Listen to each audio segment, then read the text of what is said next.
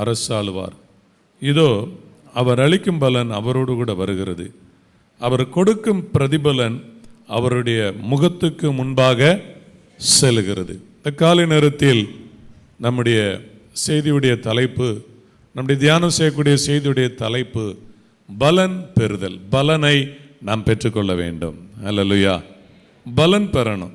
இந்த வசனத்தில் வாசிக்கும் பொழுது, கவனிக்கும் பொழுது, ஏசாயா 1 முதல் 39 அதிகாரங்கள் வரைக்கும் உலகத்தில் உள்ள பட்டணங்கள், உலகத்தில் உள்ள தேசங்களை குறித்து ஆண்டவர் கடிந்து பேசுகிற வார்த்தைகளை நாம் அந்த 1 முதல் 39 அதிகாரங்கள் வரைக்கும் நம்ம பார்க்கிறோம்.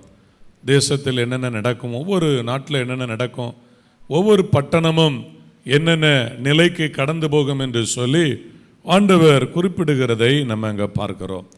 40ஆம் அதிகாரத்தில் முதல் வசனத்தை வாசிக்கும் பொழுது, என் ஜனங்களை ஆற்றுங்கள் தேற்றுங்கள் என்று சொல்லி ஆண்டவர் 1வது வசனத்தில் சொல்லுகிறார்.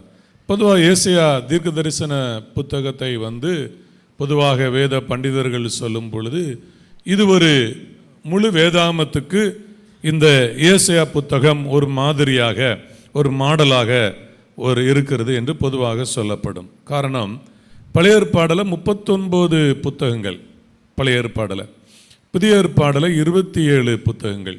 இப்போ 39 அதிகாரங்கள் பழைய ஏற்பாடில் மனிதர்களுக்கு அதிகமாக, மனிதர்களுக்கு வரக்கூடிய தண்டனைகளை குறித்து சொல்லப்படுகிறது. பழைய ஏற்பாடு அதிகமாக கடிந்து கொள்ளுதல், கட்டளைக்கு கீழ்ப்படியவில்லை என்றால் கடிந்து கொள்ளுதல் பழைய ஏற்பாடில் சொல்லப்பட்டிருக்கிறது.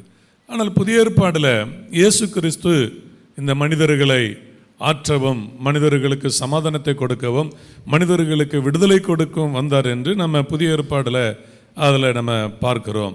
எனவே 39 அதிகாரங்கள் பலவிதமான கடிந்து கொள்ளுதலும், முக்கியமாக தண்டனை, சாபங்களை பற்றி சொல்லப்பட்டு 40ஆம் அதிகாரம் 1வது வசனம், என் ஜனங்களை ஆற்றுங்கள் தேற்றுங்கள். அல்லேலூயா.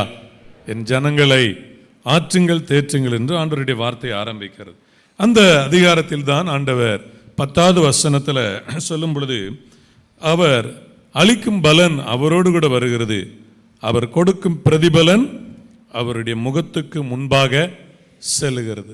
பலன், பிரதிபலன் 2 விதமாக ஆண்டவருடைய வார்த்தை சொல்கிறது. இந்த வசனம் பல மொழிபெயர்ப்புகளில் வித்தியாசமாக, ஒவ்வொரு மொழிபெயர்ப்புகளையும் அது வித்தியாசமாக எழுதப்பட்டிருக்கிறது. ஆனாலும் சில அர்த்தங்கள் அதில் ஒன்றுதான், அர்த்தங்கள் வித்தியாசப்படலை. மொழிபெயர்ப்பில் சில வார்த்தைகள் அதில் மாறுபட்டு அதில் எழுதப்பட்டிருக்கிறது. ஆனாலும் நாம் தேவனுடைய வார்த்தையை நாம் விசுவாசிக்கிறோம். ஆண்டவர் நமக்கு பலன் கொடுக்கிறவர். ஆமென். வெளிப்படுத்தல் 22 கடைசியில் நம்ம வாசிக்கும் பொழுது, இதோ நான் சீக்கிரமாய் வருகிறேன், அவனவனுடைய கிரியைக்கு தக்க பலன் என்னோடு கூட வருகிறது. ஆண்டவர் பலன் கொடுக்க வருகிறேன் என்று ஆண்டவர் சொல்கிறார். அது மட்டுமல்ல, வேதத்தில் பலன் கொடுப்பதை பற்றி நிறைய வசனங்கள் இருக்கு. நம்ம ஆராதிக்கிற தேவன் நமக்கு பலன் கொடுக்கிற தேவனாய் இருக்கிறார். அல்லேலூயா, ஸ்தோத்திரம். அவனவன் சரீரத்தில் செய்த நன்மைக்காவது தீமைக்காவது தக்க பலனை அடைம்படிக்கு நம்ம எல்லாரும் எங்க நிற்கணுமா? நேசனத்திற்கு, அந்த ஆண்டவருடைய நேசன், கிறிஸ்துவின் நேசனத்திற்கு முன்பாக வெளிப்பட வேண்டும் என்று 2 கொரிந்தியர் 5:10 வாசிக்கிறோம். எனவே மொத்தத்தில் நம்ம முழு வேதாமத்தில் வாசிக்கும் பொழுது தேவன் பலன் கொடுக்கிறவர். அப்போ பலன் நல்ல பலன், நன்மையான பலன்கள் இருக்கிறது, தீமையான பலன்கள் இருக்கிறது. ஏன் தீமையான பலன்கள், ஏன் நல்ல பலன்கள் என்று வேதத்தை முழுது வாசிக்கும் பொழுது நல்ல கவனிங்க. மனுஷன் எதை விதைக்கிறானோ அதையே அறுப்பான் என்று ஆண்டவருடைய வார்த்தை சொல்கிறது. அப்போ நாம் நன்மைகளை விதைத்தால் நன்மையாகிய பலனை நாம் அறுவடை செய்ய முடியும். எத்தனை பேர் விசுவாசிக்கிறீங்க? அல்லேலூயா. தீமைகளை விதைத்தால் தீமைகளை நாம் அறுவடை செய்ய முடியும். ஒருவேளை சில தீமைகளை நீங்கள் அனுபவித்தால், முன்னோர்கள் விதைத்த விதைகள், நம்முடைய முற்பிதாக்கள் விதைத்த விதைகள், அவர்கள் சில தீமைகளை விதைத்ததுனால சந்ததி அந்த தீமைகளை அறுவடை செய்கிறார்கள். ஆனால் இயேசுவோ அந்த தீமையை நன்மையாக மாற்றினார், சிலுவையில் நன்மையாக மாற்றி இருக்கிறார். எத்தனை பேர் விசுவாசிக்கிறீங்க? அல்லேலூயா. நம்முடைய முன்னோர்கள் தீமைகளை செய்தார்கள். நம்முடைய முற்பிதாக்கள் நிறைய தீமை செஞ்சிருக்கிறாங்க. அதை பிள்ளைகள் அறுவடை செய்கிறார்கள். அப்போ அறுவடை செய்துதான் ஆக வேண்டுமா? பழைய ஏற்பாட்டின்படி அப்படிதான் சொல்லப்பட்டிருக்கிறது.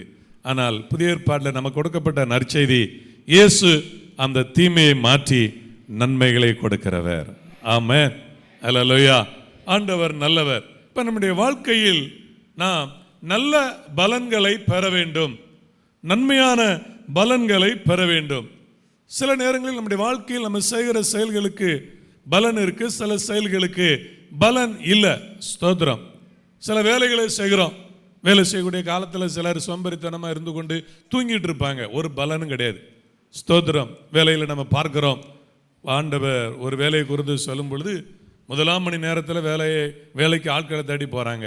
அதில் ஒவ்வொரு மணி நேரத்துக்கும் வேலைக்கு ஆட்களை தேடி போகும்போது கடைசி மணி நேரத்திலையும் வேலைக்கு ஆட்களை தேடி போகும் பொழுது அங்கே கொஞ்சம் பேர் நிற்கிறாங்க. அப்போ அவங்க கடைசி மணி நேரமும் இன்னைக்கு வேலை கிடையாது, நல்லா தூங்குவோம் அப்படின்னு சொல்லி சில நினைச்சிருவாங்க, போய் தூங்கிடுவாங்க. இப்போ நல்லா கவனிங்க, சில வேலைகளை நாம் செய்யும் பொழுது பலன்களை பெறுகிறோம், சில வேலைகளில் பலன் இல்லை. சில வேலைகள் என்ன, சும்மா உட்காந்து வீணான கதைகளை பேசிக்கொண்டு வீணான காரியங்களை பார்த்து கொண்டு நேரத்தை போக்குறதுனால ஒரு பிரயோஜனம் கிடையாது, அது வீணாய் போய் விடுகிறது, ஒரு பலன் கிடையாது. அப்போ நம்முடைய வாழ்க்கையில் நாம் பலன் பெறக்கூடிய காரியங்களை நாம் செய்ய வேண்டும். ஆமென். எத்தனை பேர் ஏற்றுக்கொள்றீங்க? அல்லேலூயா. பலனை நம்ம பெற்றுக்கொள்ள வேண்டும். பலன்கள் தேவனிடத்திலிருந்து நமக்கு வருகிறது. வசனம் பலன் கொடுப்பேன் என்று ஆண்டவர் சொல்கிறார். பலன் இல்லாமல் போவதில்லை. ஸ்தோத்திரம். பிரயாசப்பட்டு பயிரிடுகிறவன் பலன்ல முந்தி பங்கடைய வேண்டும். அப்ப கவனிங்க, பலன் முந்தி வருகிறது. நிச்சயமாக ஆண்டவர் சொல்கிறார் பலன் வரும். 1ஆம் தேதி காலை நேரத்தில் நான் 3 விதமான ஒரு பலன் என்று சொல்லி சுருக்கமாக ஒரு சின்ன ஒரு தியான செய்தியை நான் கொடுத்தேன். என்ன கொடுத்தேன்னா, நிறைவான பலன், நித்தியத்தில் பலன், நிரந்தர பலன் என்று ஒரு 3 காரியத்தை கொடுத்தேன். இப்பொழுது நான் அதை பேசவில்லை, ஆனாலும் ஒரு முகவுரையாக நான் சொல்லுகிறேன். 1ஆம் தேதி காலை வாக்குத்தத்த ஆராதனை வந்தவர்களுக்கு அந்த வசனங்கள் சொல்லப்பட்ட காரியங்கள் புரியும். நிறைவான பலன் என்று சொல்லும் பொழுது ரூத்தில் 2:12 வாசிக்கிறோம், கர்த்தருடைய சட்டைகளின் கீழ் வந்த உனக்கு அவராலே நிறைவான பலன் கிடைப்பதாக. நம்முடைய ஆண்டவர் பலன் கொடுத்தா குறைவா கொடுக்க மாட்டாரா, அவர் நிறைவாக கொடுக்கிற தேவன். அல்லேலூயா. 5:2 மணி ஆசீர்வதித்தாரு, மீதி எடுக்கத்தக்கதாக நிரம்பி வழிஞ்சுது. என்ன செஞ்சா, எண்ணெயை ஊற்றுகிறாள் அந்த தீர்க்கதரிசனுடைய மனைவி, எண்ணெய் நிரம்பிக்கிட்டே இருக்கு, அது நிறைந்துக்கிட்டே இருக்கு. வெற்று பாத்திரம் கேட்கும்போது இல்லை. அப்போ ஆண்டவர் கொடுத்தார். நான் நல்லா கவனிங்க, மனிதன் கொடுத்தால் குறைவாக கொடுப்பான், விசுவாசம் எப்போதும் அப்படிதான். கர்த்தர் கொடுத்தால் நிறைவாக கொடுப்பார். அல்லேலூயா. ஸ்தோத்திரம். உலகத்தில் சுகம், மருத்துவமனைக்கு போகிறோம், மருந்து சாப்பிட்றோம், உடனே சொல்லுவான் எப்படி இருக்கு, பரவாயில்ல, கொஞ்சம் இம்ப்ரூவ்மெண்ட் இருக்குன்னு சொல்லுவோம். என்ன சொல்லுவோம், கொஞ்சம் இம்ப்ரூவ்மெண்ட், ஒரு 50%, ஒரு 50% பரவாயில்ல, கொஞ்சம் பரவாயில்ல, முன்னால் இருந்ததுக்கு இப்பொழுது பரவாயில்ல. அப்படி தான் நம்ம எல்லாரும் நம்ம ட்ரீட்மெண்ட் எடுக்கும்போது எல்லாரும் சொல்கிற வார்த்தை. ஆனால் கர்த்தர் சுகம் கொடுத்தால் பரவாயில்ல என்கிற வார்த்தையில் 100க்கு 100 அவர் தெய்வீக சுகத்தை கொடுக்க வல்லவராக இருக்கிறார். இந்த காலை நேரத்தில் இந்த இடத்துல அப்படிப்பட்ட பலவீனத்தோடு யாராவது இருந்தால் 100க்கு 100 தெய்வீக சுகத்தை கொடுக்க என் ஆண்டவர் வல்லவராக இருக்கிறார். ஆமென். அல்லேலூயா. அப்போ ஆண்டவர் 100க்கு 100 கொடுக்க அவர் வல்லவராக இருக்கிறார். நான் எத்தனையோ மருத்துவத்தை நான் நோய்களுக்கு போகும் பொழுது பரவாயில்ல அப்படிதான் நான் சொல்லியிருக்கேன். மறுமுறை போகும் பொழுது பரவாயில்ல, ஆனால் இயேசு சுகம் கொடுக்கும் பொழுது அது 100க்கு 100 அவர் கொடுக்கிறவர். நிறைவான பலன், நித்தியத்தில் பலன் என்று இரண்டாவதாக ஒரு காரியத்தை நான் குறிப்பிட்டேன். நித்தியத்தில் பலன் என்று சொல்லும் பொழுது நித்தியமான வீடுகளில் லூக்கா சுவிசேஷத்தில் வாசிக்கிறோம் நம்ம 16:9, நித்தியத்தில் உங்களை நித்திய வீடுகளில் உங்களை ஏற்றுக்கொள்வார் உண்டாகும்படி அநீதியான உலகப் பொருளால் சிநேகிதரை சம்பாதியுங்கள். நித்தியமான வீடுகளில், நித்தியத்தில் ஆண்டவர் நமக்கு பலன் கொடுக்கணும்னா இந்த பூமியில் நம்ம என்ன செய்யணும் என்று இந்த வசனம் சொல்லுகிறது. நித்தியமான வீடுகளில் ஏற்றுக்கொள்வார் உண்டாகும்படி அநீதியான உலக பொருளால் உங்களுக்கு சிநேகிதரை சம்பாதிங்கள். அங்கே ஒரு மனுஷனை பற்றி சொல்லப்படுகிறது. அவன் என்ன செய்கிறான்னா, அநீதியான ஒரு காரியத்தை செய்கிறான், தப்பான காரியத்தை செய்கிறான்.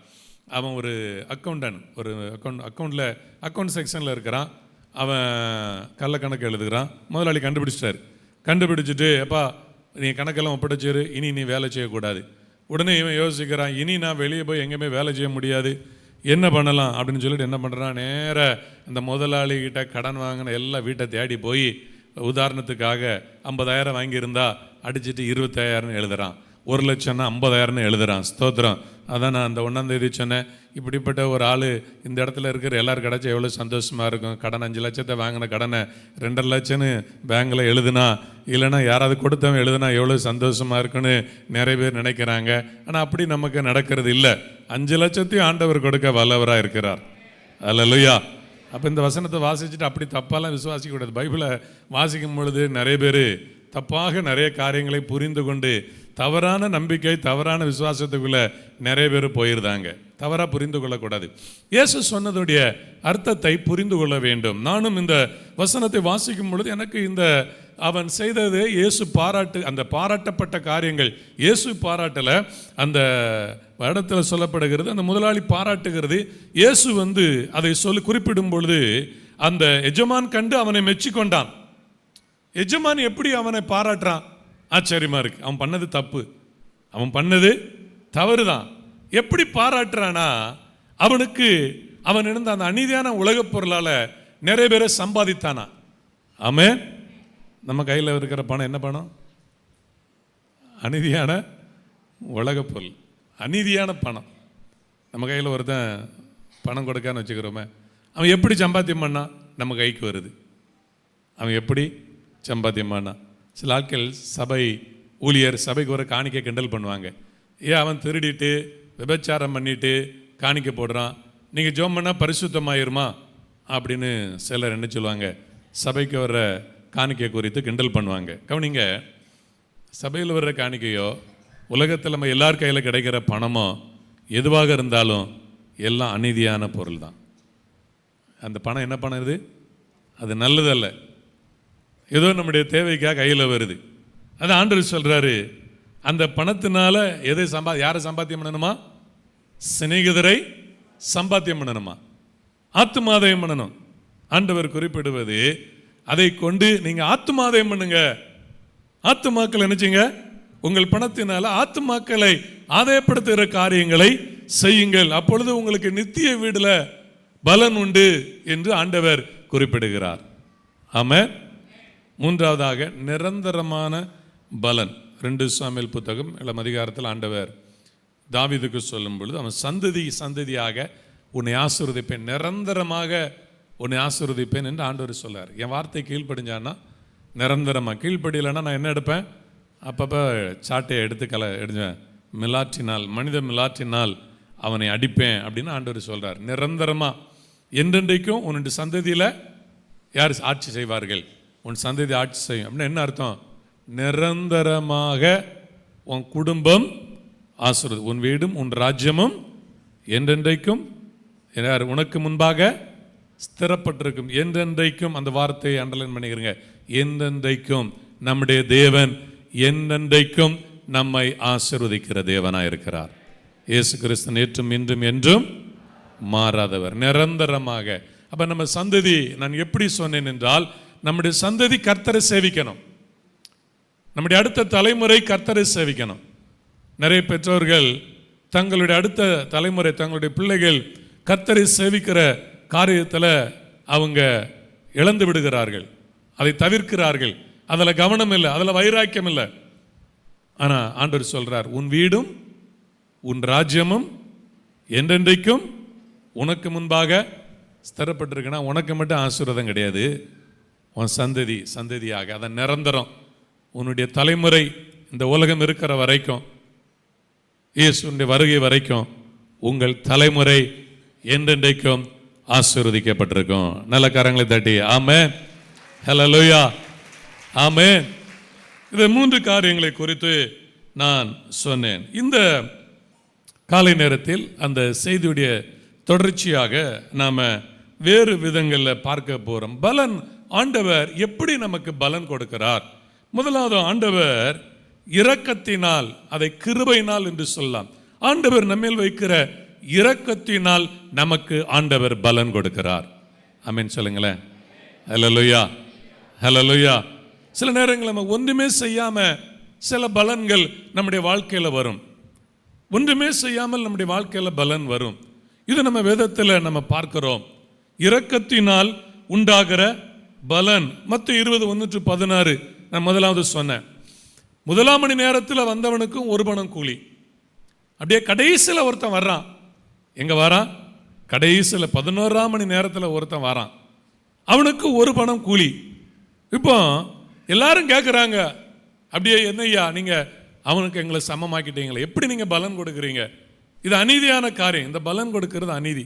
அவனுக்கும் ஒரே பலன், எனக்கும் ஒரே பலன். இப்போ நம்ம கொஞ்சம் சிந்திக்கணும். நம்ம எல்லாரும் ஆண்டவருடைய பிள்ளைகள், ஜெபிக்கிறோம், ஆண்டவரே மழை பெய்யணும், ஆசீர்வாதம், நம்ம எல்லாம் ஜெபம் பண்ணுறோம். யாரும் உலகத்தில் ஜெபம் பண்ணுறதில்ல, இயேசுகிட்ட வந்து. ஆனால் அவங்களுக்கும் மழை பெய்கிறது. அல்லேலூயா. அவங்களுக்கு என்ன பெய்கிறது? மழை. அவங்களுக்கும் தண்ணி போகுது. நம்ம வயலுக்கு தண்ணி வரும்போது பக்கத்து வயலுக்கும், ஆண்டவரே என் வயலுக்கு தண்ணி வரணும், பக்கத்து வயலுக்கு தண்ணி வரக்கூடாது அப்படின்னு நம்ம ஜெபம் பண்ண முடியாது. நம்ம அப்படி ஜெபம் பண்ணக்கூடாது.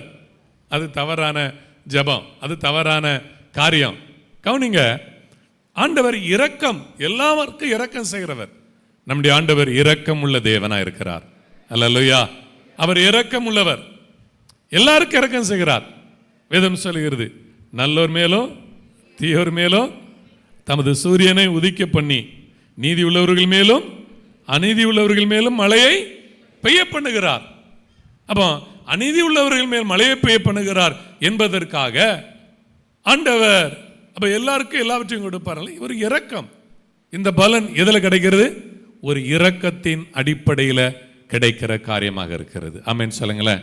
அல்லேலூயா, ஆமென். இதை நம்ம பழைய ஏற்பாடு புதிய ஏற்பாடு நம்ம வாசிக்கும் பொழுது எல்லா இடத்திலும் நம்ம இதை அறிந்திருக்க வேண்டும். நல்லா கவனிங்க. நான் உங்களுக்கு சில வேத பகுதி மூலமாகவே இது உதாரணம் நான் உங்களுக்கு சொல்லுகிறேன். சாலமோன் ஆலயம் கட்டிட்டு அவன் ஜெபம் பண்ணும் பொழுது பல காரியங்களை சொல்கிறான். அவன் பல காரியங்களை சொல்லிட்டு கடைசி என்ன சொல்றான்னா, ஆண்டவர் இந்த ஆலயத்துக்கு முன்னால ஒரு பிரஜாதி மனுஷன் வர்றான். அவன் ஒரு யூதன் அல்ல, கடவுளை அறிந்தவன் கிடையாது. ஆனாலும் ஒரு ஆலயம் இருக்கு. இந்த ஆலயத்துக்கு முன்னால நின்று கடவுளே எனக்கு உதவி செய்யும் அப்படின்னு கேட்டா, நீர் உதவி செய்ய வேண்டும். நீர் என்ன செய்யணும்?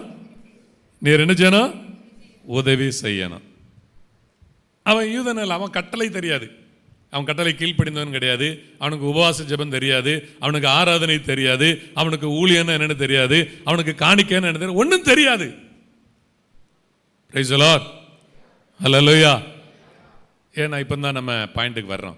சில நேரங்கள் நம்முடைய வாழ்க்கையில் சில கிறிஸ்தவர்கள் இடரல் அடைவார்கள். என்னன்னா, ஆண்டவரே நான் நல்லவனாக இருக்கேன், நான் நல்லா ஜெபம் பண்ணுறேன், எனக்கு நல்ல நன்மை இல்லை, ஆனால் அவன் அநியாயக்காரனாக இருக்கிறான், அவன் மோசமானவனாக இருக்கான், அவனுக்கு நல்லதெல்லாம் நடந்துக்கிட்டு இருக்குது அப்படின்னு சில நேரங்களில் சில கிறிஸ்தவர்கள் விசுவாசிகள் இடரல் அடைகிறார்கள். அதுக்காக தான் அந்த சத்தியத்தை உங்களுக்கு சொல்லுகிறேன். ஒரு நாளும் நம்ம இடரல் அடையக்கூடாது. நம்முடைய தேவன் கையில் அவர் கொடுக்கும் பொழுது, அவர் இரக்கம் செய்யும் பொழுது நம்ம போய் தடை பண்ண முடியாது. ஆண்டவரே நீர் ஏன் அவர்களுக்கு இரக்கம் செய்கிறீர் என்று நம்ம அவர்கிட்ட போய் நினைச்சக்கூடாது, கேள்வி கேட்கக்கூடாது. ஆமென் சொல்லுங்க. அல்லேலூயா. ஏனென்றால் மத்தேயு 20 ஆண்டவர் சொல்லுகிறார், என்னுடையதை நான் கொடுக்கிறேன். ஆமென், அல்லேலூயா. நம்மகிட்ட இருந்து எடுத்து கொடுக்காரு அவனுக்கு, அவருடையதை அவர் கொடுக்கிறார். ஆமென். மத்தேயு 20 நான் என்னுடையதை கொடுக்கிறேன். இதுல நீ என்ன கேள்வி கேட்கிற? நம்ம கேள்வி கேட்க முடியாது. நம்ம இடரல் அடையவும் கூடாது. அநேகர் இடரல் அடைவாங்க. நாம் பார்த்துருக்கிற உலகத்தில் அநேகர் இந்த காரியத்தில் இடரல் என்ன அப்படின்னா, நல்லவனா இருக்கிறவனுக்கு ஆண்டவரே நல்லது நடக்கல, அவன் இருக்கிறான் கெட்டவனா இருக்கிறான், அவனுக்கெல்லாம் நல்லது நடக்குது என்று இடரல் அடைகிறார்கள். ஆண்டவர் சொல்லுகிறார், என்னுடையதை என் இஷ்டப்படி நான் கொடுக்கிறேன். ஆமென். என்னுடையதை என் இஷ்டப்படி செய்ய எனக்கு அதிகாரம் இல்லையா அப்படின்னு ஒரு கேள்வி எழும்புகிறது, ஒரு கேள்வி வருகிறது. ஆண்டவர் இரக்கம் உள்ள தேவன். ஆமென். அப்போ நம்ம பொறுமையாக அமைதியாக இருக்கணும், ஆண்டவருடைய இரக்கத்துக்காக கெஞ்சணும். ஆமென், ஹல்லேலூயா. ஆண்டவர் இரக்கம் செய்ய கெஞ்சணும், அவருடைய பாதத்தில் விழணும். ஆண்டவரே எனக்கு ஒரு இரக்கம் உண்டாக வேண்டும் என்று சொல்லி இரக்கத்திற்காக ஆண்டவரிடத்தில் நம்ம கெஞ்ச வேண்டும். இரண்டாவது நமக்கு கிடைக்கிற பலன். இப்போ அடுத்த ஸ்டெப்புக்கு போகிறேன். எபிரேயர் 11ஆம் அதிகாரம் 6வது வசனத்தை நம்ம வாசித்து பார்க்கின்ற பொழுது அங்கே வாசிக்கிறோம். ஆண்டவர் சொல்கிறார், விசுவாசம் இல்லாமல் தேவனுக்கு பிரியமாக இருப்பது கூடாத காரியம். ஏனென்றால் தேவனிடத்தில் சேருகிறவன் அவர் உண்டென்றும் அவர் தம்மை தேடுகிறவர்களுக்கு பலன் அளிக்கிறவர் என்றும். இதுல 2 காரியம் சொல்லப்படுகிறது. விசுவாசத்தோடு கர்த்தரை தேடும் பொழுது தேவன் பலன்களை கொடுக்கிறவராக இருக்கிறார். ஆமென் சொல்லுங்க. ஹல்லேலூயா, ஹல்லேலூயா. சமை சொல்லுங்க. ஹல்லேலூயா. விசுவாசத்தோடு இந்த காலை ஆராதனையில நீங்க விசுவாசத்தோடு தேடி வந்திருக்கிறீங்க. எத்தனையோ நம்ம சபை விசுவாசிகள் இப்ப தூங்கிட்டு இருப்பாங்க, இன்னைக்கு தேட மாட்டாங்க. பலன் கிடையாது, அவ்வளவுதான். நேற்றுக்கிழமை ஆராதனையை புறக்கணிப்பாங்க, ஏதோ சாக்கு போக்கு சொல்லுவாங்க, பலன் இல்ல. இன்றைக்கு காலை நேரத்தில் நீங்கள் விசுவாசத்தோடு தேவனை ஆராதித்தீர்கள், தேவனை தேடி வந்திருக்கிறீங்க. நிச்சயமாக தேவன் உங்களுக்கு பலன் கொடுக்கிறவராக இருக்கிறார். ஆமென், ஹல்லேலூயா. பலன் உண்டு. நம்ம செய்கிற ஒரு சிறிய காரியமோ பெரிய விசுவாசத்தோடு நம்ம செய்கிற சிறிய காரியமோ பெரிய காரியமோ அதுக்கு நிச்சயமாக என்ன உண்டு? பலன் உண்டு. விசுவாசம் இல்லாமல் தேவனுக்கு பிரியமா இருப்பது கூடாத காரியம். ஏனென்றால் தேவனிடத்தில் சேருகிறவன் அவர் உண்டென்றும் தம்மை தேடுகிறவர்களுக்கு பலன் அளிக்கிறவர் என்றும் நம்ம என்ன செய்யணுமா? விசுவாசிக்கணும். அவர் பலன் கொடுக்கிறார் தம்மை தேடுகிறவர்களுக்கு. விசுவாசத்தோடு நம்ம தேடணும். நம்ம ஏனோ தானு தேடக்கூடாது, உண்மையாக தேடணும். நம்ம ஆண்டவர் அவர் ஜீவிக்கிறவர், நம்ம ஆராதிக்கிற தேவன் உண்மையுள்ள ஒரு தேவன். ஒரு பொய்யான தெய்வத்தை நம்ம தேடலை. நம்ம இருதயத்தில் முழு இருதயத்தோடு ஒரு உண்மையான தெய்வத்தை நம்ம தேடுகிறோம். நம்முடைய தேடுகிற விதங்கள் சரியா இருக்கணும். ஆண்டவர் நல்லவர். பல விதமான காரியங்களுக்காக நம்ம தேடுகிறோம், ஆண்டவர் உதவி செய்வார். பைபிளில் வாசிக்கிறோம், எங்கேயோ தூரத்தில் இருந்து, எத்தனையோ மைல் தூரத்தில் இருந்தெல்லாம் இயேசுவை தேடி ஆட்கள் வந்தாங்க. ஒரு கானானிய ஸ்திரீ வர எவ்வளோ தூரத்தில் இருந்து வந்து, இயேசுவே எனக்கு இறங்க, என் பிள்ளைக்கு இறங்க, மனம் இறங்கும். எவ்வளோ தூரத்திலிருந்து வருகிறத நம்ம பார்க்கிறோம், தேடி வருகிறத நம்ம பார்க்கிறோம். எத்தனை நபர்கள் இயேசுவின் இடத்துல தெய்வீக சுகத்துக்காக தேடி வந்தாங்க. அவங்க தேடி வந்தாங்க, சுகம் வேண்டும் ஆண்டவரே, இயேசு சுகம் கொடுக்கிறவர், என் வியாதி மாறணும், என் வியாதியின் கட்டு மாறணும், என் பலவீனம் மாற வேண்டும் என்று அப்படிப்பட்ட விசுவாசத்தோடு தேடி வந்தவர்களை ஆண்டவர் வெட்கப்படுத்தவில்லை, அவர்களை ஆண்டவர் சுகமாக்கினார். எத்தனை பேர் விசுவாசிக்கிறீங்க? ஹல்லேலூயா. இந்த காலை நேரத்திலும் நீ கர்த்தரை தேடி வந்திருக்கிறீங்க. ஒருவேளை இன்று ஆராதனையில எனக்கு ஒரு தெய்வீக சுகம் வேண்டும் என்று சொல்லி நீங்கள் விரும்பி விசுவாசத்தோடு வந்திருந்தால் நிச்சயம் இயேசு உங்கள் பலவீனத்தை மாற்ற வல்லவராக இருக்கிறார். அப்படி எத்தனை பேர் இன்றைக்கு என்னுடைய வியாதி சுகமாகணும் அப்படின்னு நினைச்சு நீங்க வந்தீங்க? எழும்பி நில்லுங்க, ஒரு நிமிடம் உங்களுக்காக ஜெபிக்க போகிறேன். நிச்சயமாக விசுவாசத்தோடு அப்படி வந்தவர்கள் இயேசு குணமாக்குகிற தேவனா இருக்கிறார். அல்லேலூயா. இயேசுவின் நாமத்தினால, இயேசுவின் நாமத்தினால ஆண்டவரே, இயேசுவின் நாமத்தினால இன்றைக்கு இயேசு எனக்கு ஒரு சுகம் கொடுக்கணும், என் பலவீனத்தை மாற்றணும், அவருடைய வல்லமை என் மேல இறங்கணும், ஒரு தெய்வீக சுகம் எனக்கு உண்டாக வேண்டும் என்று சொல்லி ஒரு எதிர்பார்ப்போடு வந்த பிள்ளைகளுக்கு இயேசுவின் நாமத்தில் உம்முடைய தழும்புகளால் அந்த வியாதிகள் சுகமாகட்டும். அன்றைக்கு உம்மை தேடி வந்த ஆண்டவர், வியாதியோடு உம்மை தேடி வந்த உம்முடைய வஸ்திரத்தை தொட்டவர்களை குணமாக்கினது போல இப்பொழுதும் இயேசுவின் நாமத்தில் பரலோகத்தில் இருந்து வல்லமை வெளிப்பட்டு இவர்களை குணமாக்குவதாக. ஆமென். நல்ல கரங்களை தட்டி ஆமென், அல்லேலூயா, ஆமென். உட்கார்ந்து கொள்ளுங்கள். ஆமென். நல்ல கவனிங்க, இயேசுவை நம்ம எப்படி தேடி, என்னென்ன நோக்கத்தோடு தேடி வந்தாலும் ஆண்டவர் அந்த தேடுதல்ல ஒரு அற்புதம் செய்கிறார். ஆண்டவர் செய்ய வல்லவராக இருக்கிறார். சிங்கக்குட்டிகள் தாழ்ச்சி அடைந்து பட்டினியா இருக்கும், கர்த்தரை தேடுகிறவர்களுக்கோ ஒரு நன்மைகளுக்காக நம்ம ஆண்டவரை தேடலாம். விசுவாசத்தோடு கர்த்தரை தேடலாம், ஜெபம் பண்ணலாம். நிச்சயமாக அந்த நன்மைகளை ஆண்டவர் கொடுக்க வல்லவராய் இருக்கிறார். ஆனா அந்த விசுவாசத்தோடு தேடுதல்ல ஒரு முதிர்ச்சியையும் இந்த காலை நேரத்தில் நான் உங்களோட நான் குறிப்பிட நான் விரும்புகிறேன். அப்போஸ்தலனாகிய பவுல் ரோமர் 14ஆம் அதிகாரம் 17 முதல் 19வது வசனம் வரைக்கும் அவர் அங்கே சொல்லுகின்ற பொழுது, தேவனுடைய ராஜ்யம் புசிப்பும் குடிப்பும் அல்ல, அது நீதியும் சமாதானமும் பரிசுத்த ஆவினால் உண்டாகும் சந்தோஷமா இருக்கிறது. ஆண்டவராய் இயேசு தேவனுடைய ராஜ்யத்தை தேடுங்கள். முதலாவது தேவனுடைய ராஜ்யத்தையும் அவருடைய நீதியும் தேடுங்கள்னு சொன்னார். அப்போ தேவனுடைய ராஜ்யத்தை தேடுகிற ஒரு முதிர்ச்சி நமக்கு இருக்கணும். விசுவாசத்தோடு நம்ம தேடும் பொழுது பலன் என்ன, தேவனுடைய ராஜ்யத்தில் என்ன பலன் இருக்கிறது என்று ஆண்டவர் சொல்லும்போது அது நீதியும் சமாதானமும். சமாதானமாகிய ஒரு பலனை ஆண்டவர் நமக்கு தருகிறார். ஆமென், அல்லேலூயா. சமாதான பலன், சமாதானம். நீ உலகத்தில் சமாதானமற்ற இருக்கு. எவ்வளவோ தேடி தேடி பணத்தை சம்பாத்தியம் பண்ணி வச்சிருக்காங்க, லட்சக்கணக்கில் நிலங்களை வாங்கி வச்சாலும் ஒரு சமாதானம் கிடையாது. ஒரு மனசுல ஒரு சமாதானம் இல்லை, ஒரே குழப்பம், மனதில் ஒரே படபடப்பு, ஸ்தோத்திரம், பிரஷர் ஏறுது, பல விதமான நோய்கள் வருது, ராத்திரி தூக்கம் இல்லை. கவனிங்க பிரியமான தேவனுடைய பிள்ளைகளே, இந்த வாழ்க்கையில் தேடுதலுடைய முதிர்ச்சிக்கு இந்த வசனம் 18-19 நான் இணைத்து சேர்த்து வாசித்து உங்களுக்கு நான் இதை சொல்லுகிறேன். இவைகளிலே கிறிஸ்துவுக்குள் ஊழியம் செய்கிறவன் தேவனுக்கு பிரியனும் மனுஷரால் அங்கீகரிக்கப்பட்டவனுமாய் இருக்கிறான். ஆனபடியால் சமாதானத்துக்கு அடுத்தவைகளையும் அந்யோன்ய பக்தி விருத்தி உண்டாக்கத்தக்கவைகளையும் நாடக்கடவோம். அந்யோன்ய பக்தி விருத்தி. அப்ப நம்ம தேடுகிறது பக்தி விருத்திக்கு எதுவாக தேடணுமா?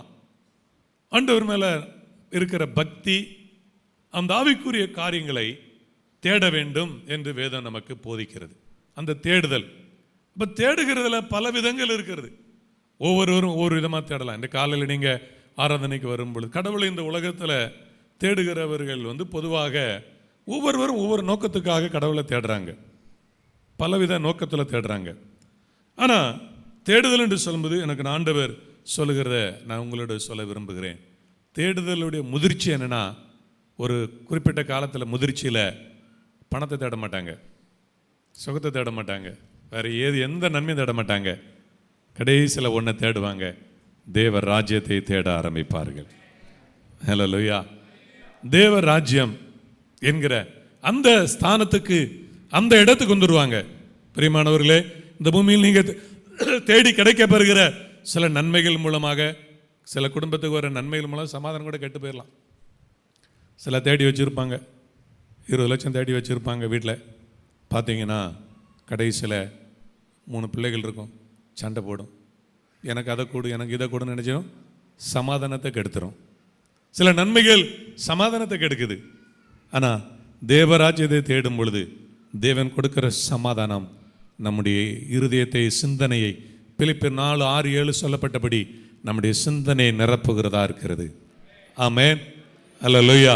இந்த கால நேரத்தில் ஆண்டவர் சொல்கிற காரியம், கர்த்தர் சொல்கிற காரியம், நீங்கள் தேடுகிறது பல காரியங்களுக்காக நீங்கள் விசுவாசத்தோடு தேடுறீங்க. ஆனால் விசுவாசத்தோடு தேட வேண்டியது மிக முக்கியமானது, நாம் தேவ ராஜ்யத்தை தேட வேண்டும். அல்லேலூயா.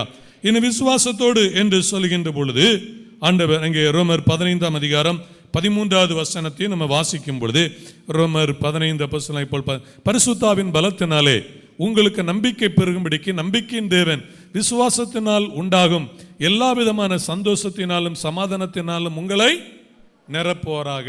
நம்பிக்கையோடு விசுவாசத்தோடு தேடணும். அப்போ எல்லா விதமான சந்தோஷம் சமாதானத்தினால் உங்களை ஆண்டவர் நிரப்புவார். அப்ப விசுவாசத்தோடு நம்ம தேடணும்.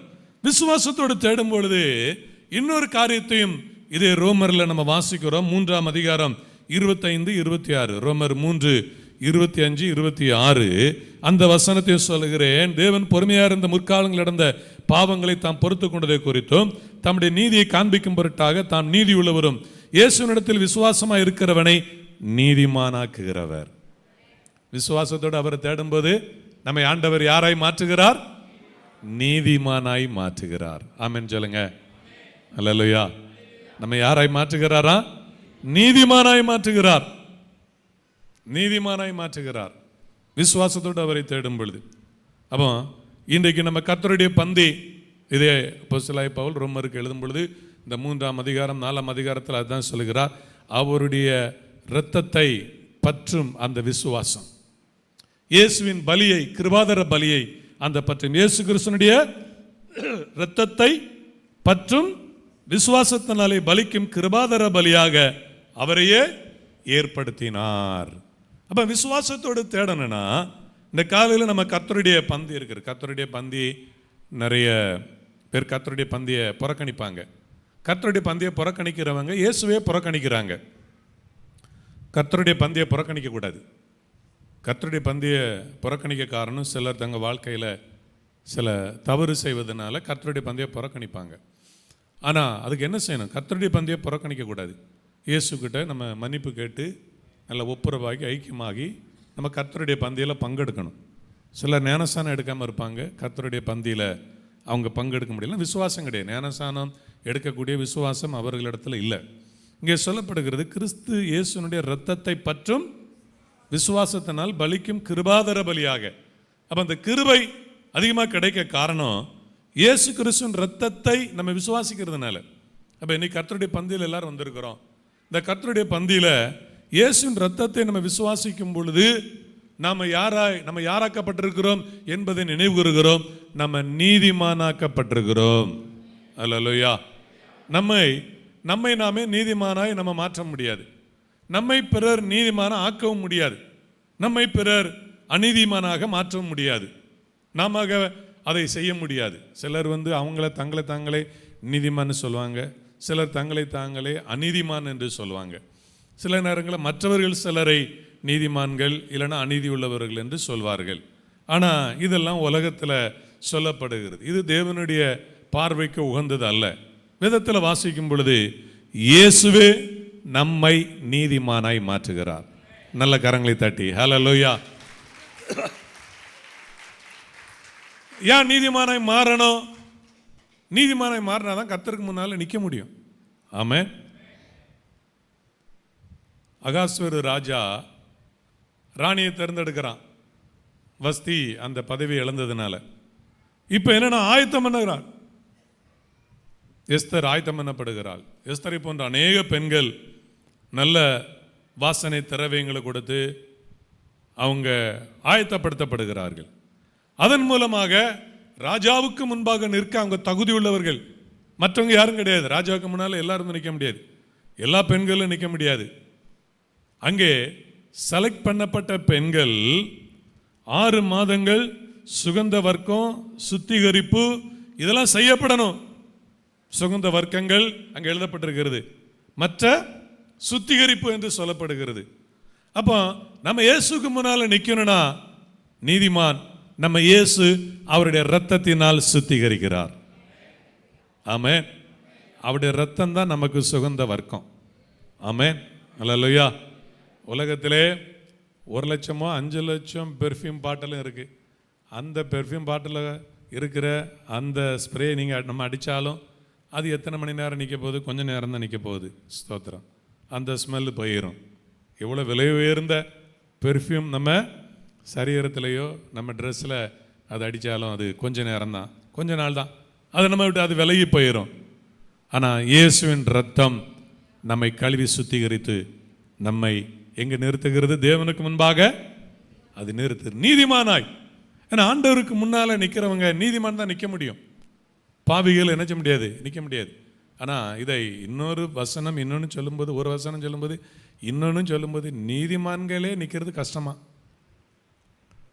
நமக்கு சாக்கான ஒரு வார்த்தை இருக்கு பைபிளில். நமக்கு சாக்கான கொஞ்சம் அதிர்ச்சி விட்டக்கூடிய ஒரு வசனம் இருக்கிறது. நீதிமான்களே ரட்சிக்கப்படுவது அரிதானால் பக்தி இல்லாதவனும் பாவியும் எங்கே நிற்பான்? 1 பேதுரு 4:18 நீதிமானே கொஞ்சம் பரலத்துக்கு போவது கஷ்டம் அப்படின்னு கொஞ்சம் ஒரு மாதிரி சொல்லுது. அப்போ பக்தி இல்லாதவன் பாவி. அப்போ பாவியெல்லாம் கர்த்தருடைய வசனம் சொல்லுது, பாவிகள் கர்த்தருடைய சபைகள் என்ன செய்ய முடியாது? நிலை நிற்க முடியாது.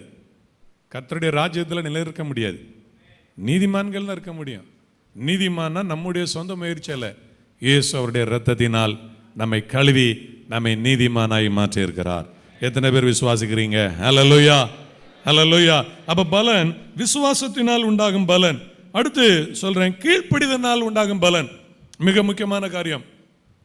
ஆண்டவர் இன்றைக்கும் கீழ்ப்படிதலை எதிர்பார்க்கிறவர். ஆதியாகமம் 26 பழைய ஏற்பாட்டில் ஒரு வேத பகுதி, புதிய ஏற்பாட்டில் ஒரு வேத பகுதி சொல்றேன். பழைய ஏற்பாட்டில் ஈசாக்கு, புதிய ஏற்பாட்டில் பேதுரு.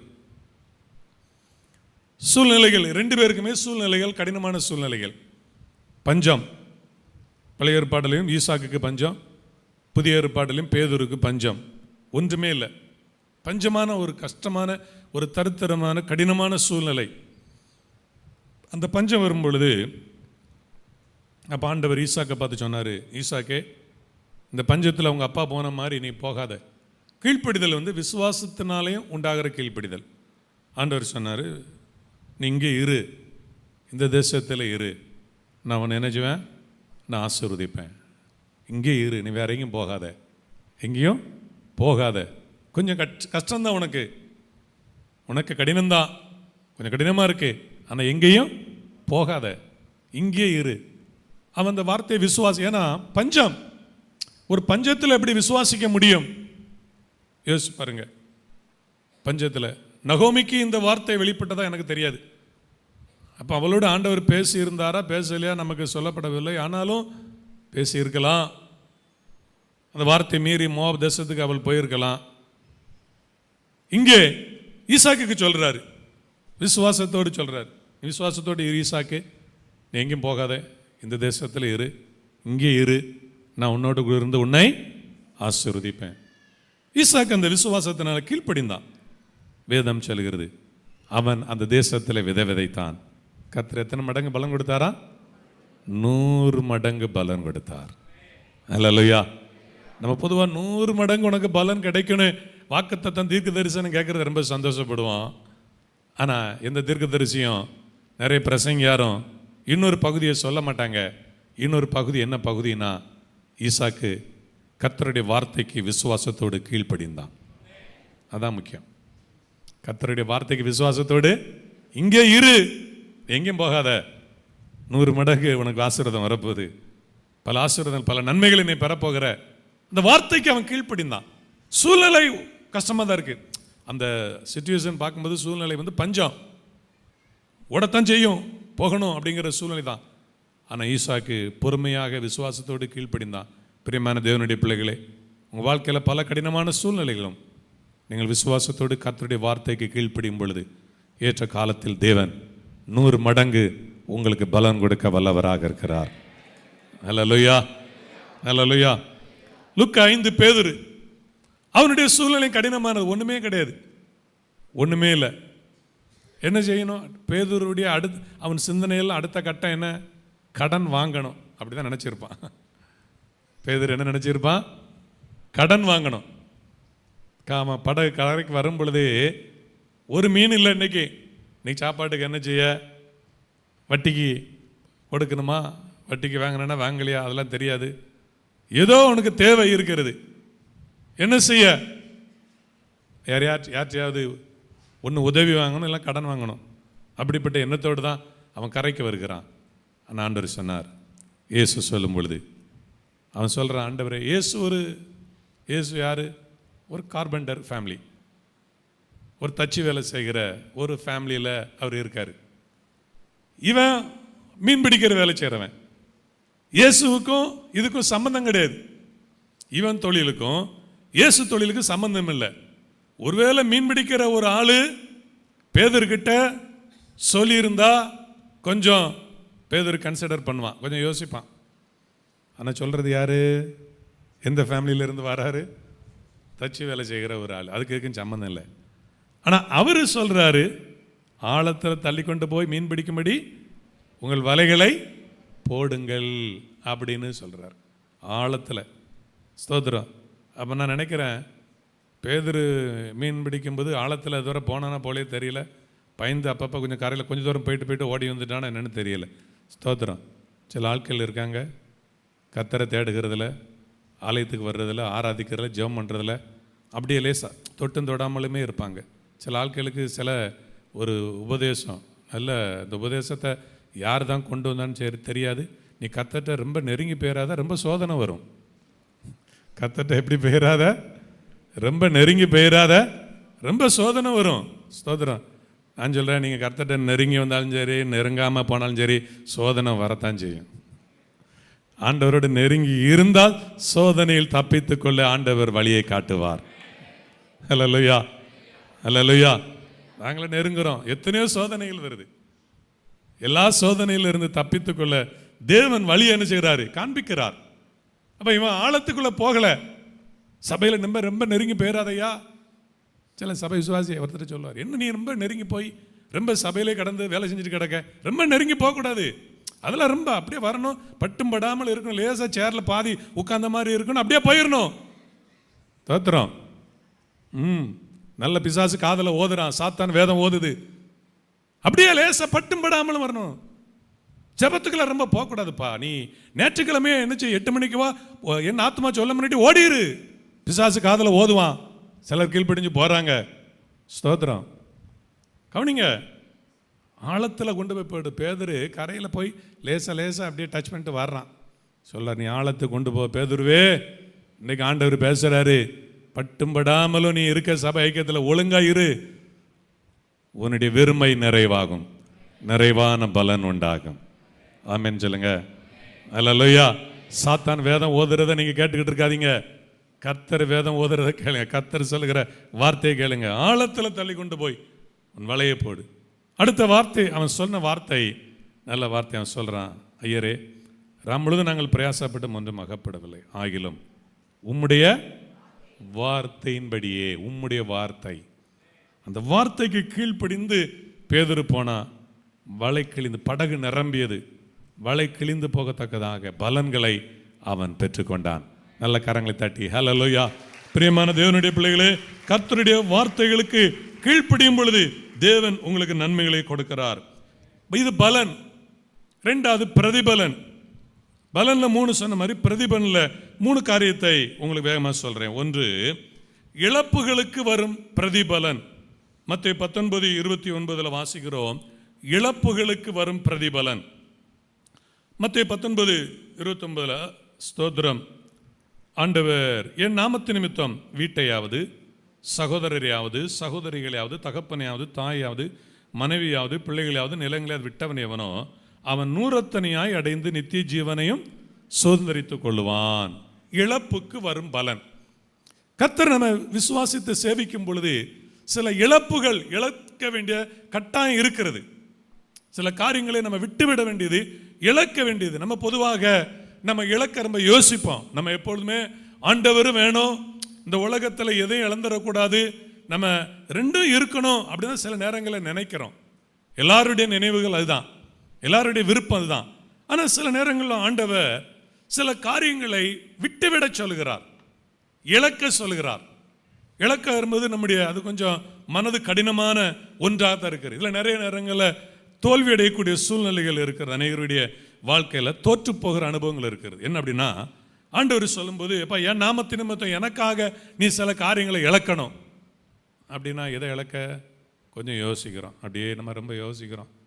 தயாரா, இழக்க தயாரா, சில காரியங்களை விட்டுவிட தயாரா? வீட்டையாவது, சகோதரரையாவது, சகோதரிகளையாவது, தகப்பனையாவது, தாயாவது, மனைவியாவது, பிள்ளைகளையாவது, நிலங்களையாவது யோசிக்கிறோம். இதெல்லாம் யோசிக்கிறோம், ரொம்ப யோசிக்கிறோம். சில காரியங்களை விட்டு கொடுக்க, இழப்பதற்கு, கொடுப்பதற்கு, ஆண்டவருடைய நாமத்துக்காக, ஆண்டவருக்காக கொடுப்பதற்கு ரொம்ப யோசிக்கிறோம். ஆனால் ஒரு பிரதிபலன் ஒன்று இருக்கிறது பாருங்க. ஆண்டவர் சொல்றாரு, அப்படி விட்டவன் எவனோ அவனுக்கு நான் 100 மடங்கு ஒரு பிரதிபலன் என்னோடு கூட வருகிறது. அந்த பிரதிபலன் ஆண்டவர் சொல்றாரு பாருங்க, அப்படி இழக்கிறவர்களுக்கு இந்த பூமியில 100 மடங்கு நித்திய ஜீவனையும் அவன் சுதந்தரித்துக் கொள்வான். அப்ப பிரதிபலன் என்பது, நல்ல கவனிங்க, செய்ததுக்கு கொடுக்கப்படுவது. ஆமென். காண்க, பலன் என்பது நம்ம வார்த்தைக்கு கீழ்ப்படுகிறது. பிரதிபலன் என்பது நம்முடைய அடுத்த செயல், வாலண்டியராக எக்ஸ்ட்ரா நம்ம செய்கிறது. நல்ல கவனிங்க, இதை நம்ம செய்யாமல் இருக்கலாம், இது செய்யாமலும் நம்ம கர்த்தரை சேவிக்கலாம், நம்ம கட்டளை கீழ்ப்படிஞ்சு ஜெபம் பண்ணி ஆசீர்வாதங்களை பெற்றுக்கொண்டே இருக்கலாம். இதை நம்ம செய்யாமல் இருக்கலாம், இந்த வசனத்தில் சொல்லப்பட்ட காரியங்களை நம்ம செய்யாமல் இருக்கலாம். ஆனால் ஆண்டவர் சொல்லும் பொழுது அந்த பிரதிபலன் என்பது இது நம்முடைய வாழ்க்கையில் எக்ஸ்ட்ரா செய்கிறது, வாலண்டியராக செய்கிறது. அல்லேலூயா. நல்ல கவனிங்க, ஒரு வேலையை செய்கிறோம். இப்போ ஒரு கம்பெனியில் வேலை செய்கிறோம். 10 மணி நேரம் வேலை செய்கிறாங்க, ஒருவர் 8 மணி நேரம் வேலை செய்கிறாரு. இப்போ முதலாளி சொல்கிறாரு, என்ன சொல்கிறாரு அப்படின்னா, கொஞ்சம் இந்த வேலையை முடித்தா கொஞ்சம் நல்லா இருக்கும், டைம் முடியுது. முதலாளி வேலைக்காரன் பார்க்குறாரு, அவரை பார்க்கும்போது ரொம்ப டயர்டாக இருக்கார், அவர் வீட்டுக்கு போகணும், அப்போ எக்ஸ்ட்ரா இந்த வேலையை முடித்தா இன்றைக்கி முடித்தா நல்லா இருக்கும்னு அவர் சொல்கிறாரு, வேறு ஒன்றும் சொல்லலை. அப்போ அந்த வேலை செய்கிறவர் புரிந்து கொண்டு, சரி முதலாளி விரும்புகிறாரு, ஒரு மணி நேரம் நம்ம என்ன எக்ஸ்ட்ரா அந்த வேலையை செஞ்சிடணும். சில ஆட்கள் 2 மணி நேரத்துக்கு முன்னாடியே பேக்கை ரெடி பண்ணிடுவாங்க, அது வேறு வேலை, அது வேறு காரியம் இருக்குது. ஸ்தோத்திரம். 5 மணினா 3 மணிக்கு என்ன செஞ்சுருவாங்க, பேக்கெல்லாம் ரெடி பண்ணிடுவாங்க. ஆனால் இந்த வேலைக்காரன் 1 மணி நேரம் வாலண்டியராக, அதான் இந்த மத்தேயு 19:29. இதில் நம்ம எக்ஸ்ட்ரா செய்கிற காரியங்கள் ஆண்டவருக்காக, நம்ம சில நேரங்கள் நம்முடைய வாழ்க்கையில் நம்முடைய செயலுக்கும் இன்னும் எக்ஸ்ட்ரா ஆண்டவருக்காக வாலண்டியராக, சபையில் நிறைய காரியம் இருக்கும். எத்தனை பேர் வாலண்டியராக செய்கிறது, சொல்லி செய்கிறது ஒன்று இருக்குது, வாலண்டியராக நான் இதை செய்வேன் அப்படி செய்கிறது ஒன்று இருக்குது.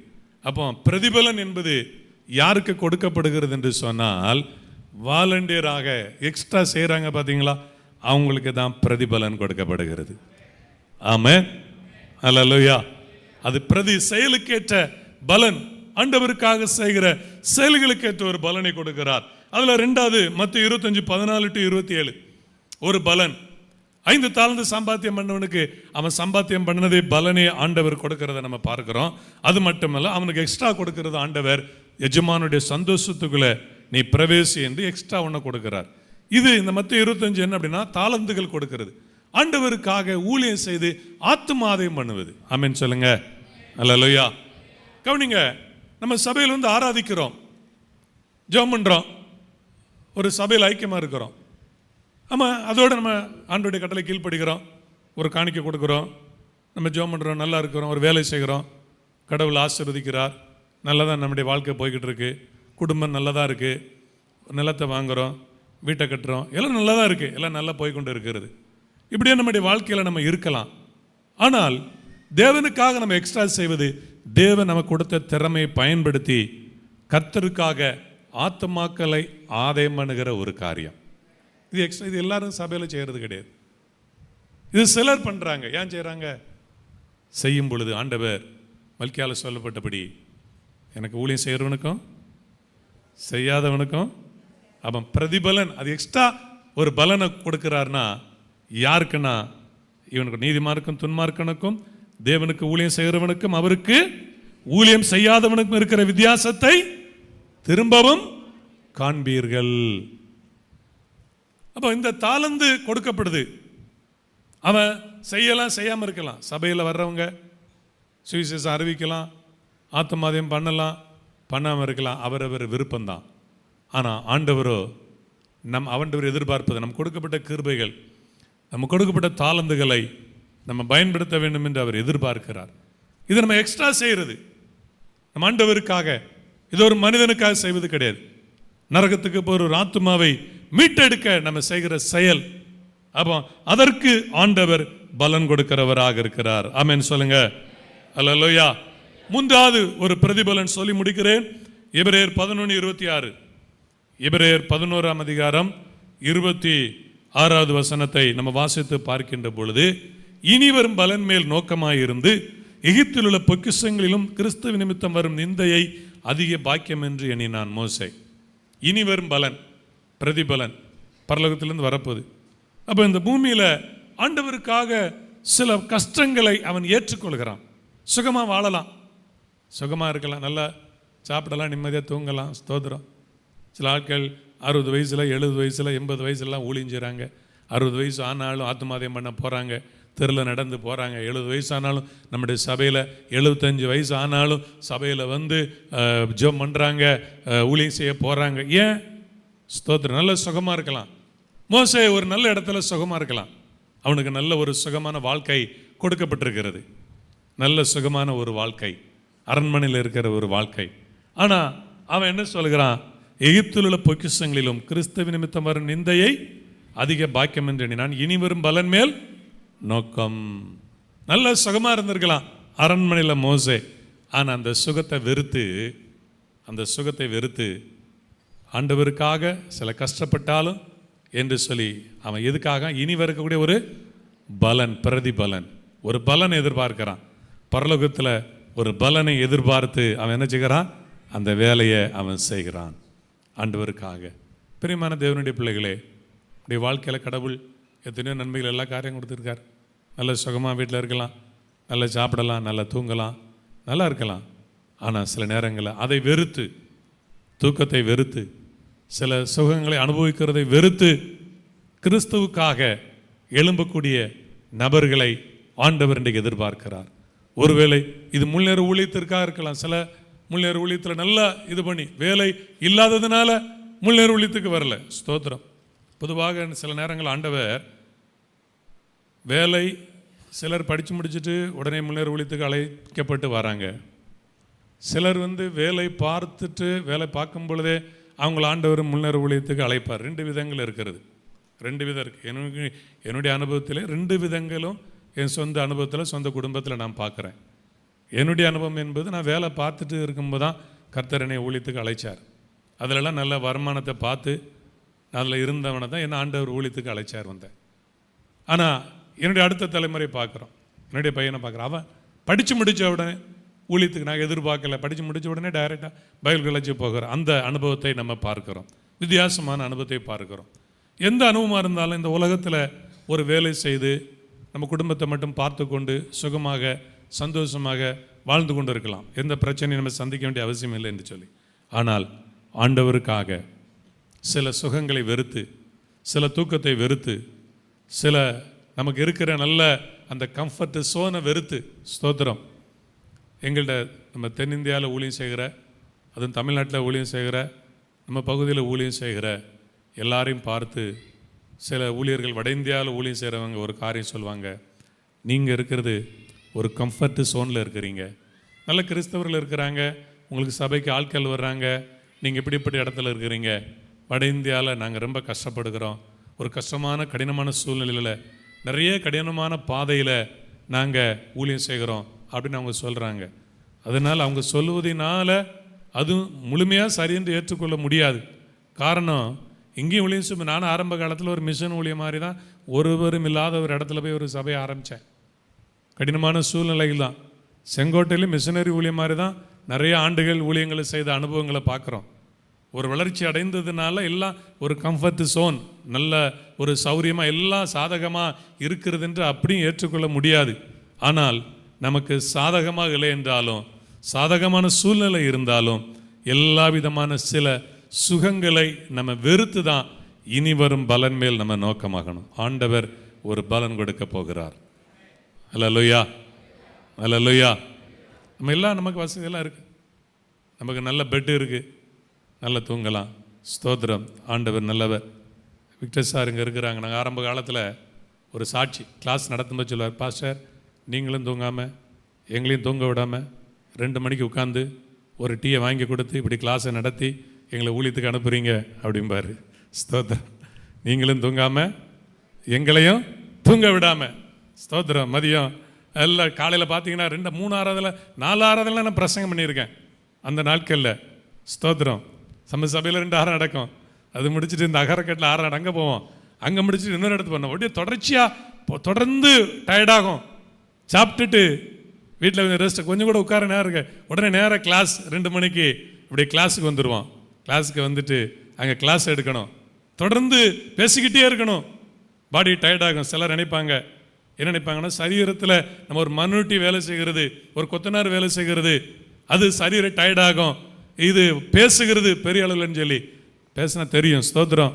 நல்லா கவனிங்க. 1 மணி நேரம் பிரசங்கம்ன்றது 8 மணி நேரம் வேலை செய்கிற மாதிரி பாடியில் அவ்வளவு அலுப்பு வரும், டயர்ட்னஸ் இருக்கும். ஆனாலும் நம்ம ஆண்டவருக்காக சில காரியங்களை ஏற்றுக்கொண்டு நம்ம செயல்படும் பொழுது நமக்கு ஆண்டவர் இனி வரும் பலன், ஒரு பலனை நித்தியத்தில் ஆண்டவர் வைத்திருக்கிறார். ஆமென் சொல்லுங்க. அந்த பலன் மேல் நிறைய பேர் சபையில் பார்க்குறோம். நேற்றுக்கிழமை இந்த இடத்துல இருக்கிற உங்களை அப்ரிஷியேட் பண்ணுகிறேன், பாராட்டுகிறேன். உங்களை பாராட்டாமல் இருக்க முடியாது. நேற்றுக்கிழமை காலை 6:30 வீட்டுக்கு போய் சமையல் பண்ணி சாப்பிட்டுட்டு மதியம் ரெஸ்ட் எடுக்கலாம் வாய்ப்பு இருந்தாலும் அதெல்லாம் விட்டுட்டு உடனே ஆண்கள்லாம் பைக்கை தூக்கிட்டு பெண்கள் பஸ்ஸில் ஏறி நிறைய பேர் நேற்றுக்கிழமை மாலை பல இடத்துக்கு நம்முடைய சபையிலிருந்து நீங்கள் ஊழியத்துக்கு போகிறீங்க. உங்களை பாராட்டுகிறேன், அப்ரிஷியேட் பண்ணுகிறேன். உங்களுக்கு ஆண்டவர் ஒரு பலனை ஆண்டவர் வைத்திருக்கிறார். அல்லேலூயா, அல்லேலூயா. அதான் இனி வரும் பலன் மேல் நோக்கமாயிருந்து எகிப்தில் உள்ள பொக்கிஷங்களிலும் கிறிஸ்துவின் வரும் நிந்தையை அதிக பாக்கியம் என்று எண்ணினான். அவன் நல்லா, அவனுக்கு நல்ல ஒரு ரூம் கொடுக்குது, நல்ல எவ்வளவு அவனுக்கு வேலைக்காரர்கள் வேலைக்காரிகள், எப்படி நல்ல உணவு, நல்ல நேரத்துக்கு நேரம் விதவிதமான உணவு சாப்பிட்டுக்கிட்டு நிம்மதியாக மோசம் இருக்கலாம். அவன் லைஃப்பை பாருங்கள், அவனுக்கு கிடைச்ச லைஃப்லாம். ஆனால் அதை விட்டு அவன் கர்த்தருக்காக இனி வரும் பலனுக்காக, அதை புதிய ஏற்பாடில் கிறிஸ்துவின் நிமித்தம் வரும் நிந்தை என்று புதிய ஏற்பாடில் இதுக்கு நிறைய விளக்கங்கள் இருக்குது, சொல்ல நேரம் இல்லை. நீங்களும் நானும், மோசே இயேசு கிறிஸ்துவை நேரடியாக காணவில்லை, தரிசனத்தில் கண்டான். நீங்கள் நானும் இயேசுவை அனுபவித்திருக்கிறோம். அவருக்காக வாழ்வதற்கு நம்மை அர்ப்பணிக்க வேண்டும். ஆமே. கண்களை மூடி நம்ம ஜெபிக்க போகிறோம். ஆண்டவர் நல்லவர். இந்த ஆமேன் ஸ்தோத்திரம். அப்பா, காலை நேரத்தில் ஆண்டவர் நம்மோடு பேசினார். பலன்களை கொடுக்கிற தேவன். நீங்கள் செய்கிற செயல்கள் ஒவ்வொன்றிற்கும் ஆண்டவர் பலன்களை கொடுக்க வல்லவராக இருக்கிறார். நிச்சயமான பலன் உங்களுக்கு உண்டு. இதோ நான் சீக்கிரமே வருகிறேன், அவனுடைய கிரியைக்கு தக்க பலன் என்னோடு கூட வருகிறது என்று ஆண்டவர் சொல்கிறார். நீங்கள் கர்த்தருக்காக செய்கிற செயல்களுக்கு நிச்சயமாக ஆண்டவர் உங்களுக்கு பலன் கொடுப்பார். தேவன் நம்மை மறந்துவிட அநீதி உள்ளவர் அல்ல, பலன் கொடுக்கிற தேவன். இந்த நேரத்தில் ஒரு பாடல் பாடும் பொழுது மிஷன் காணிக்கை சேகரிக்கிறோம். மாதத்திற்கு ஒரு முறை வட இந்திய ஊழியங்களுக்காக இந்த மிஷனரி காணிக்கை அனுப்புகிறோம். மிஷனரி காணிக்கை கொடுக்க விருப்பமுடையவர்கள் நீங்கள் உற்சாகமாய் கொடுங்கள். ஆண்டவர் உங்களை ஆசீர்வதிப்பாராக.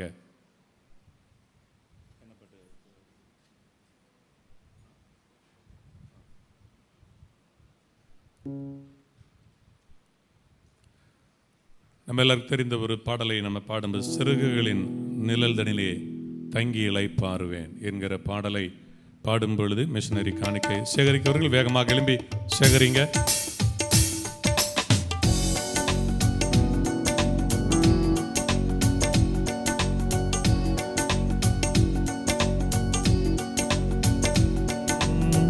சிறகுகளின் நிழல் தனிலே நான் நம்பி இளைப்பாறுவே,